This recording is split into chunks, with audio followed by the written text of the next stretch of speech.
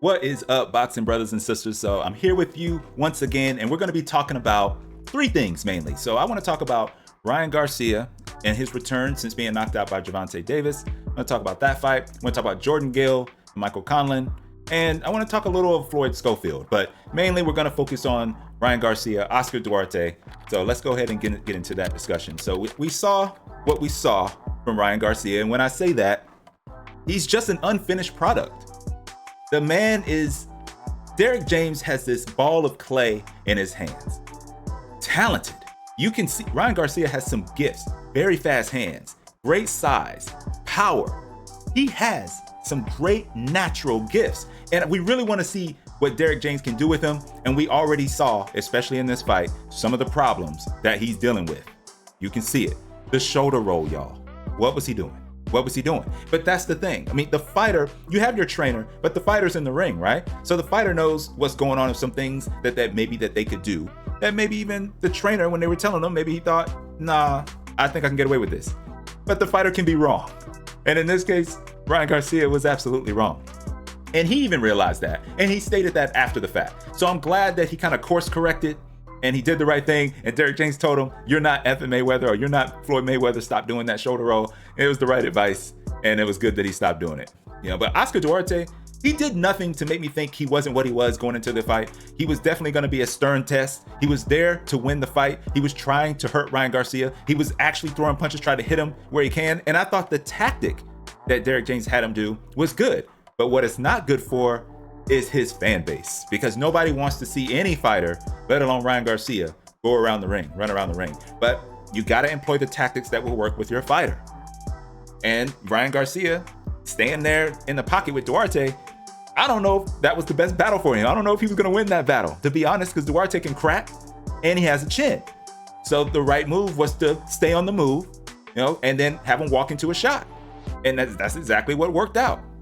And you could tell that Ryan Garcia, he's not very comfortable. He's not comfortable moving around the ring like that. He just doesn't have the best feet for that. But we'll see how he can grow. This is just his first fight with him. So let's see how he grows into this, because if he can somehow flesh that out a little bit more, we could be looking at somebody that could actually reach the heights that we thought he could. But I think the biggest thing for him, and the one thing he really has to do, is to get out of his own head, to get out of his own way, make sure he's listening to his trainers, make sure he's having faith in his promotion and what they're doing in the fights they're trying to get. Everybody is not out to get him. They want for him to be successful. And to be successful, he has to be the one to dial in, not blame other people, and just get the job done like he did against Oscar Duarte. So I'm looking forward to when Ryan Garcia is out next. I know he's not going to be fighting Rolly Romero. It's going to be probably Rolly Romero against whoever wins between Barroso and O'Hara Davies. And then we'll go from there, because they'll do their shot. We'll see. Who knows? Maybe they'll say Ryan Garcia go ahead and get that shot before them, but I doubt it, because that fight's going to happen in January. And then Ryan Garcia, he just fought in December. Kind of dicey. We'll see what happens there. I think Golden Boy is just trying to set it up for the winner of Barroso Davies to go ahead and take out Rolly Romero, knock him off the board. You know what I mean? Take him out. And then that'll be one particular, like Game of Thrones, that will be one land conquered. And then they can bring in King Rye or Super Rye, whatever he's going by, and see if he can conquer that. But anyway, I'm digressing. But congrats to Ryan Garcia. Successful comeback. Looked confident in there. You know, just had some wavering moments in some of the decisions that he was making. Thought Sean Porter was great on the commentary. And we're on to the next, y'all. Now, on the undercard was Floyd Schofield. So Floyd Schofield, young guy, I think he's 21 years old, maybe going on 22, or maybe, I think he's 21 years old. He's very young, strong fighter, definitely good ability, natural ability, good boxing ability as well. You can see probably the thing with him, very good power, but defense. It looks like defense might be the biggest area of improvement for Schofield. He can obviously fight right hand, left hand, he switches and whatnot. But I like what I saw from Schofield. Some good shots, good combinations. I like how he had leaned in on his opponent, let him commit. He made his opponent commit and say, okay, you think I'm gonna do this. And then he completely altered his attack and threw that left hook at an angle that he could catch him. I mean, that was some good stuff. I thought that was some great work by Schofield. He is definitely a prospect to watch. And I can't wait till he's out next, man. He's exciting to watch. He can fight. He has strategy in his game. So I think he's the total package, man. That's somebody to watch as long as his defense can improve. Just want to see his defense improve, and we'll see how he goes as he steps up, because this is just one fight. And you know, they always say you're only as good as your last fight. So let's see how he keeps his head in the game, see how he approaches his next fight. But I'm looking forward to it, man. I like Schofield, young Schofield. He's definitely one to watch. Now let's talk about Michael Conlan and Jordan Gill. So Michael Conlan, I think Eddie Hearn really wanted Michael Conlan to win because he's thinking about his pockets and he knows Michael Conlan brings fans. But Jordan Gill moves up in weight and gets the job done. And I think what happened here is Conlan was pretty much finished after the Lee Wood fight.